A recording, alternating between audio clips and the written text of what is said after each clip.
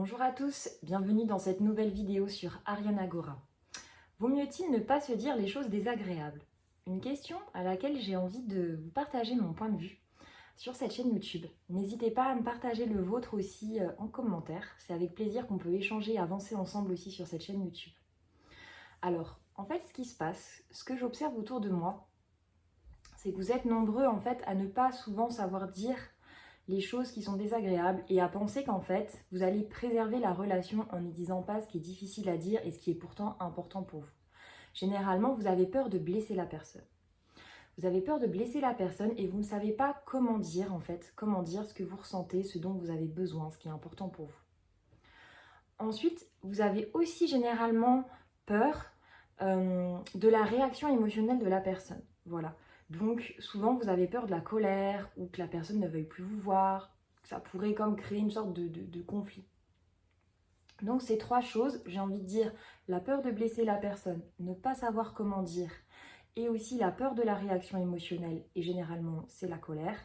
Ces trois choses généralement vous empêchent de dire ce qui est important pour vous. Et du coup, vous avez le sentiment de faire ce qui est pourtant juste en n'exprimant pas les choses. Ça vient aussi inconsciemment de l'éducation qu'on a reçue, où on ne nous a tout simplement pas appris à communiquer, à dire ce qui est important pour nous. Donc évidemment, ça n'aide pas non plus. En fait, on va regarder ce qui se passe. La croyance inconsciente qui est là, c'est qu'on va blesser l'autre si on lui dit ce qui est important ou ce qui est difficile pour nous, voilà, si on lui dit quelque chose qui est un petit peu difficile à entendre. En vérité, si on regarde bien, si vous ne dites pas ce que vous ressentez, vous allez vous sentir de plus en plus mal, généralement. Vous allez accumuler, comme si on rajoutait tous les jours des pierres dans votre sac. Et à un moment donné, qu'est-ce qui se passe? Eh bien, le sac est rempli, les pierres débordent, le vase explose, comme on dit, comme l'expression le dit bien, c'est la goutte d'eau qui a fait déborder le vase. Je trouve vraiment qu'elle illustre très très bien ce qui peut se passer. Donc en fait, si vous ne dites pas que vous ressentez la situation qui est difficile pour vous, vous allez accumuler et à un moment ou à un autre, ça va exploser. Voilà, vous allez sûrement vous mettre très en colère et là, ça risque d'être blessant, ça risque de créer des choses difficiles en fait. Ça peut prendre énormément de temps à exploser. Des fois, c'est sur des années. Des fois, ça peut être même au bout de 10 ans. Mais en fait, ce qui va se passer, c'est que vous allez le dire d'une manière beaucoup plus agressive généralement. Ensuite, ça va aussi vous éloigner de la personne. Puisque en fait, si vous ne dites pas ce que vous ressentez, vous allez tout simplement vous sentir mal. Et dès que vous allez voir la personne, vous allez vous sentir mal. Le problème n'est pas résolu. Et si c'est dans un cadre professionnel, c'est pareil. Dès que vous allez aller au travail ou dès que vous allez voir ce collègue en question, par exemple, vous allez vous sentir mal. Vous n'allez plus avoir envie de voir la personne. Ou alors, vous allez vous éloigner. Si c'est quelqu'un de proche, si c'est votre compagnon ou je sais pas, un parent, ça va moins vous donner envie de nourrir la relation, d'être présent dans la relation. Parce qu'il y a ce truc-là qui n'est pas dit, qui vous agace peut-être, ou qui vous fait souffrir, ou ceci ou cela.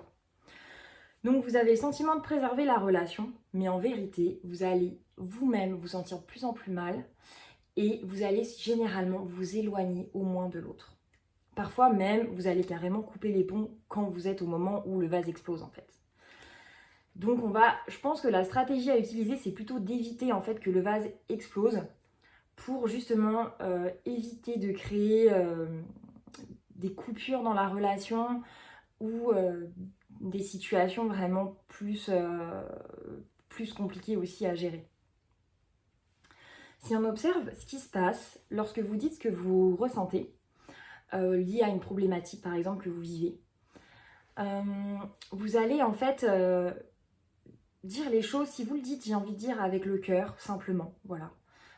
Sans vous mettre dans un état, voilà. Simplement vous dites ce que vous ressentez. Vous allez voir que dans, j'ai envie de dire, 95% des cas, peut-être même c'est plus, peut-être c'est un tout petit peu moins, mais on va être dans cet ordre-là. La personne, en fait, elle va vous écouter si vous le dites avec votre cœur. Elle va vous écouter. Et vous allez vous sentir soulagé. Voilà, la charge émotionnelle, là, elle va descendre. Et comme vous vous sentez soulagé, déjà, ça va beaucoup mieux en vous et aussi dans la relation. La personne, peut-être, elle peut se remettre en question. Peut-être ça peut même régler le problème. Si ça ne règle pas le problème ou qu'il n'y a pas de changement, vous allez déjà vous sentir soulagé et vous n'aurez au moins pas de regrets. C'est-à-dire que vous avez quand même fait votre part, c'est d'exprimer en fait ce qui ne va pas. Donc ça, c'est quand même déjà hyper important, ne pas avoir de regrets, faire sa part. Bien sûr, il y a d'autres choses à faire aussi après si le problème ne se résout pas. Mais la première étape, c'est toujours d'en parler, j'ai envie de dire. Vous allez voir que vous allez vous rapprocher de la personne, que vous allez être dans une relation plus authentique. Vous allez sentir que vous pouvez être vous-même en fait. Que vous pouvez vous montrer tel que vous êtes, même dans des choses qui ne sont pas forcément agréables à entendre. Et vous allez voir que ça ne va pas créer de cataclysme. C'est un petit peu comme je dis dans ma vidéo qu'est-ce qui se passe dans mon cerveau lorsque j'ai peur. Voilà, où je vous explique que votre cerveau va constamment projeter en fait sur l'avenir, ça se fait inconsciemment, hein, des histoires catastrophiques où en général en fait ça se passe mal. Voilà, c'est pas la version positive, hein, c'est toujours la version dramatique qui est projetée et à laquelle inconsciemment vous croyez. Donc je vous invite vraiment à réfléchir là à cette question et à prendre conscience que votre responsabilité à vous, c'est la manière dont vous allez émettre le message, c'est-à-dire comment vous allez dire les choses. Vous n'êtes pas responsable de comment la personne va le prendre. Et sachez que vous n'avez pas non plus besoin d'être parfait pour ne pas blesser l'autre. Voilà. Si vous avez simplement une intention qui soit belle, ça se ressent. Voilà. Donc, vous voyez vraiment que si la personne se sent blessée après, peut-être vous pouvez regarder si vous avez exprimé la chose d'une manière extrêmement blessante et là vous dire, bon bah effectivement, oui, j'aurais pu le dire autrement. Mais peut-être, non, peut-être c'est juste son histoire à elle, peut-être c'est quelqu'un d'extrêmement susceptible. C'est pas forcément de votre faute en fait, si la personne se met en colère ou qu'elle le prend mal. Donc le fait de prendre conscience de ça, ça peut aussi vraiment vous aider à aller oser dire les choses qui sont désagréables.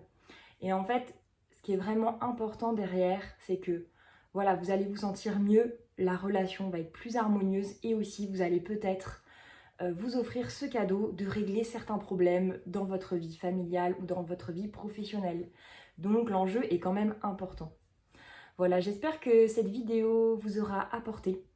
N'hésitez pas à la liker, à vous abonner si vous voulez recevoir mes prochaines vidéos. Dans la prochaine vidéo, je vous explique comment justement dire les choses désagréables. À très bientôt!